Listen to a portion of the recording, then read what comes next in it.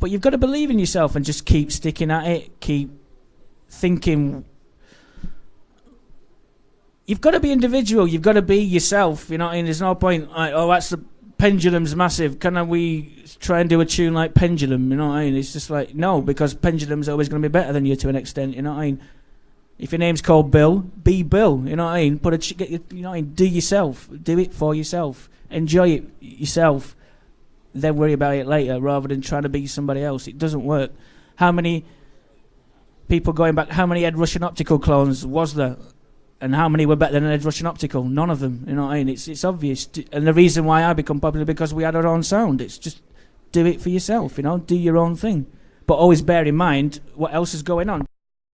Brains, bollocks, attitude, love. There's a serious lack of love, I think, from a lot of people within the scene who are just taking and not giving. And I think you've got to put your heart into it and really just stick to what you believe in, you know, and don't fall foul to things being popular just because you want to be the next. You know what I mean? You still want to have loads of gigs. You're just playing tunes you don't like. You know what I mean? You've got to have a bit of love left. You know what I mean?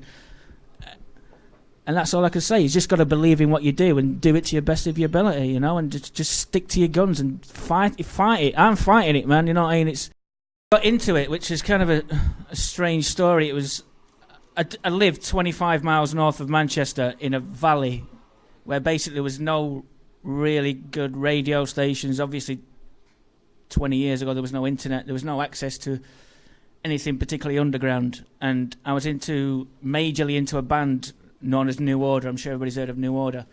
And I went to see them perform at their own club in Manchester when I was 16. And it was at a club called the Hacienda, which some people might know, and it is to me the most influential club of all time, basically anywhere on the planet. And I saw New Order there, and they were pretty good. It wasn't a great gig because you can't see anything. I was a small guy, and there was loads of older people there. I was trying to jump over people. Just didn't really get to see anything. But the major thing that happened is after New Order finished, this DJ come on, and didn't even know where the DJ box was. You couldn't see it from where I was stood. And for the first time I've been to a club, and I was 16. This is 1986, 87 maybe. I can't remember. It's a long time ago. But it was the first time I've been to a club where there was a DJ on, didn't say a word, didn't speak, there was no microphone, there was nothing. It was just this new music. Most of it sort of early house music, and little bits of early hip-hop and Mantronics and things. And it was all mixed seamlessly, and I'd never heard anything like it. And I was like, oh my God, forget New Order. Who are they? I want to know more about this music. So basically I used to travel into Manchester and just go hunting for record shops. Managed to find a couple of really cool record shops, and every single penny I had, which was not much because I was 16 and had a newspaper round, so it's like maybe £10 a week, and I'd spend that on records. And it was basically the love of early house music and the movement, and it was more so the movement than the music to an extent, because it was this crazy exciting thing that had not really existed before. It was a new form of music, and I was just getting into something that nobody knew anything about, basically, and it was like we all grew up together really getting into this music. How were the people then? Excited, just crazy for it.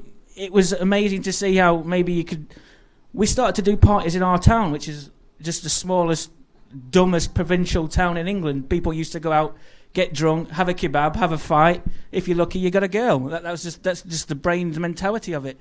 But from one week to the next week to the week after, you'd see 10 people, 20 people. 2 months later, you'd see 200 people. There's another town down the road, a place called Blackburn, which is notoriously... I'm from a place called Burnley, and Blackburn's 20 miles away, not even that, probably 10. And because of the football mentality back in the day where it's a real violence thing, nobody from Burnley could be seen in Blackburn, else you'd get your head beat up, except for when this music started. And when this music started, we could go to Blackburn, and the people who want to beat you up now want to kiss you and say hello to you and chat to you and like grab you and hold you and stuff. You know, I love you. And there's obviously some drugs involved in this, of course, but But it was just completely change of mentality from everybody, and so this is what makes it exciting, you know. You're just involved in this thing that's just changed your entire thought process.